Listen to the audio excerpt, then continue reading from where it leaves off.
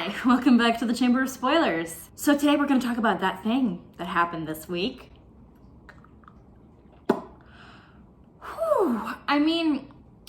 I figured now that we're edging back towards kind of world homeostasis, the regular amount of horrible shit happening in the world, that maybe I'd get like a break, but I guess that's just not going to happen. So let's get started.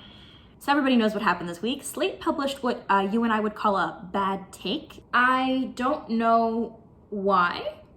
I feel like there has to have been some reason, but it seems as though perhaps it was a choice made based on no information, so maybe they're not journalists.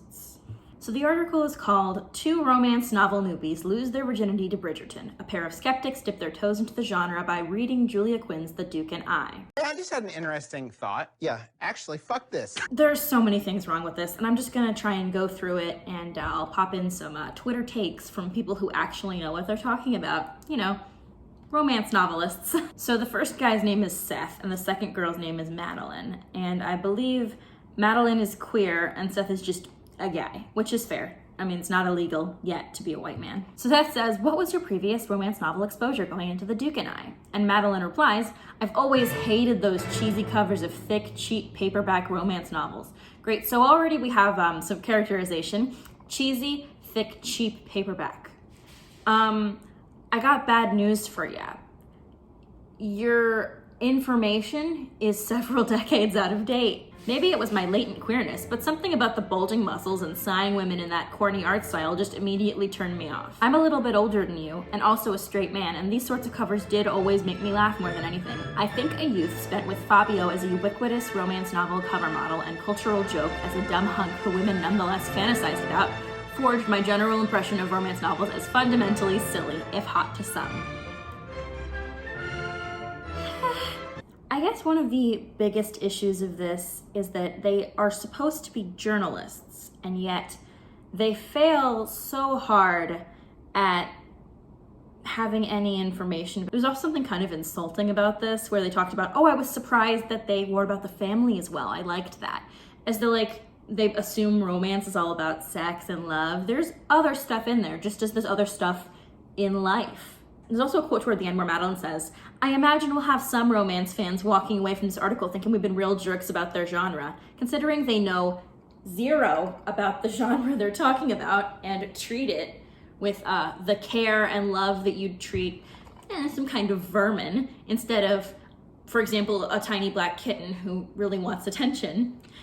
Yeah, I feel insulted, and so did all of Twitter. And then they basically just talk about how literary fiction is better and more interesting at doing romance than romances, which is no shade to literary fiction. It's just that some people on Twitter have a lot to say about literary fiction too. And what's really funny is that Madeline talks about being queer again, which is interesting because a lot of mainstream romance is incredibly straight, but if you do even the tiniest bit of research, she says, "I don't think I'll read another Bridgerton book, but I will take any recommendations for LGBTQ romances." So some of the most popular books of the last 2 years have been LGBTQ romance. Literally, there are so many good ones, and I don't understand do they know what Google is? Are they okay?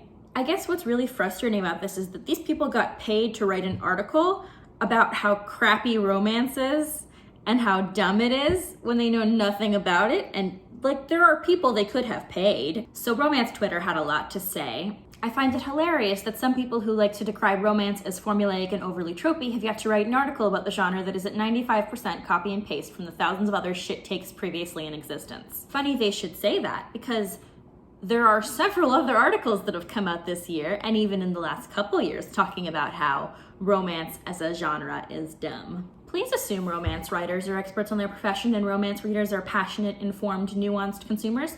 They're all people just like you. And we're not telling you not to read your Arthur C. Clarke, okay? You can enjoy your stuff. I just don't understand why they keep wanting to shit on our stuff. I actually really recommend this Rashaleen Maltese thread. I'm gonna link it. Alicia Rai, who is actually a romance author who I love. It's 2021 and we have grown-up Romance Landia members who were born after Fabio had already retired from cover modeling. Yep, I am a grown lady who can rent a car and I think when Fabio retired from cover modeling, like the time when the romance cover shifted from that style, I wasn't born yet.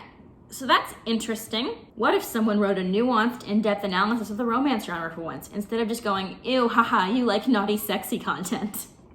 I really don't understand why all of these takes are trying to shame people who like the stuff they like. Jenny Nicholson, actual queen. Me busting down the doors at Slate like, I need a guy named Seth's opinion on romance novels. Oh God, I don't understand why they're journalists, right? This is a paper. Why would they do so poorly? Maureen Johnson, another novelist, she writes mostly YA. I remember one time during my MFA, I read 3 novels in a row, not from a list, not planned this way, that were all about male writing professors wanting to sleep with their students. Again, this was not a curated list. It just happened in every book. 2 romance fans read an actual literary novel to find out if there's more to them than middle-aged professors having affairs. Why is it so important that you have 2 people who aren't interested in learning about it and don't know anything about it invade a space that does not belong to them and desecrate it? And it seems to me personally that this is because it is a space inhabited by women. Not to say that there aren't men and non-binary folks, but there is a significant presence of women in the romance genre. And there's a significant presence of people of color and a significant presence of queerness. And that's apparently worth targeting now. It just frustrates me. Friends, Slate wants to rack up these sweet, sweet Bridgerton clicks without spending time or effort in actual journalism. Ignore. They're seriously the worst. Yep, I don't understand. Courtney Milan, as my favorite person on Twitter. Wow, these brave individuals read 1 entire romance novel to figure out if the genre has value. What courage, what intrepid, adventurous spirit, what indomitable strength of character to undertake such a difficult endeavor. Just because I'm curious and petty, as you may have figured out already, I decided to look up the New York Times bestseller list. So, what have we got? Oh, I see The Duke and I is number 2 at 5 weeks on the list. The Viscount Who Loved Me is number 3 at 5 weeks on the list. Interesting. Let's go back a week. Oh, interesting. The Duke and I is number 1 with 4 weeks on the list. Let's go back a week. Interesting. The Duke and I is number 1 with 3 weeks on the list. And Blood Heir by Iona Andrews, another wonderful romance novelist, is number 5 on the list. The week before that, Julia Quinn, The Duke and I Again. And Danielle Steele, one of the most prolific romance novelists of the age. And The Viscount Who Loved Me Again. Let's go to the week before that. The Duke and I Again. Well, this is the last week the Duke and I is on it. Surely there's not going to be any romance the week before that. Nicholas Sparks The Return.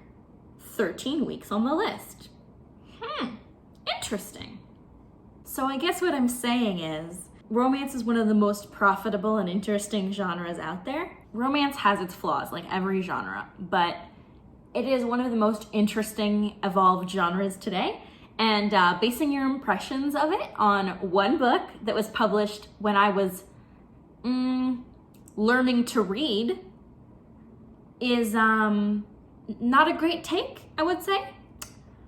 So I guess the thesis statement here, if there is one, is stop. Look, all I'm saying is tax day is coming. A lot of romance writers are self-employed.